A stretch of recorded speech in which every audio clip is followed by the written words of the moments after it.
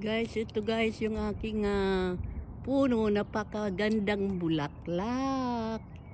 Ayan guys, yung napakaganda ng yung pang Christmas bulaklak. Ayan. Ayan guys. Ayan oh. Ang ganda, 'di ba? Ang ganda oh. Ayan. 3 puno ito guys oh. Ay, ito pa yung dalawa andito.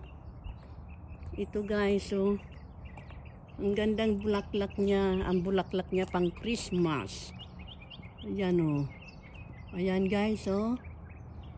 Ang ganda niya. Parang ang ganda-ganda niyang kainin ng cherry. Ayan. Yung parang cranberry cherry. Yan guys. Oh, kita nyo guys. Oh, pagkaganda-ganda kaya. Ayun pa yung isang puno namin guys. Puntahan natin. Oh, ayan. Ito.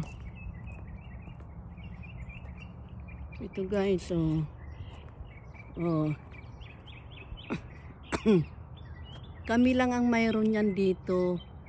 Sa compound na ito, ako lang ang mayroon. Kahit doon sa labasan, wala niyan. Kami lang ang mayroon yan guys. Ayan oh. Oh, kaya ang mga ibon ang daming ibon dito. Sila ang kumakain yan. Yan. Oh. Nagbubunot kasi kami guys ng damo. Ayun oh. Ayun oh. Ayun yung asawa ko nag-aano ng damo din. Ayun guys oh. Yung mga ibon gusto kong kuhanan. Kaya lang ang ano niya talaga. Pag nalalaman na nagbibideo ako umaalis sila. Ayan guys oh. Ang ganda. Ang ganda talaga guys. Oh, thank you for watching guys. Thank you. Oh, and puntahan ulit natin. Ito naman yung aking magnolia. Ang magnolia yan, nagbubulaklak yan, malalaking bulaklak yan. Yan magnolia na yan, malalaking bulaklak yan. Yan. Kaya sa ngayon di pa nagbubulaklak, pero magbubulaklak din yan guys. Ayan yan bakuran namin yan hanggang doon. Ayun yan hanggang dyan bakuran namin yan. Yan. Guys oh. Oh. Yung iba nahihinog na guys. Kaya yan ang pinupuntahan ng mga ibon. Ang dami nga nagtututo, nagkakantahan sila oh.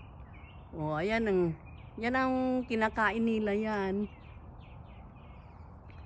Sabi ko nga guys kung ang ibon kumakain yan, hindi sila namamatay. Siguro pwede rin natin kainin nito. Kaya lang, siyempre, pagkain nila yan. Ayan o. Yan, cherry na yan. Ayan.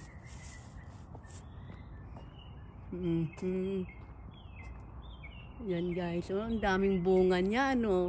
Yan ang pinakabulaklak niyan guys. Pang Christmas tree talaga yan guys. Ayan o. Pagka December din nagkakaroon din yan Kaya lang yung hindi sila nag-ano siya, puro green pa sila. Pero aywan ko lang sa susunod. Yan. Thank you for watching guys. Thank you for watching. Bye-bye.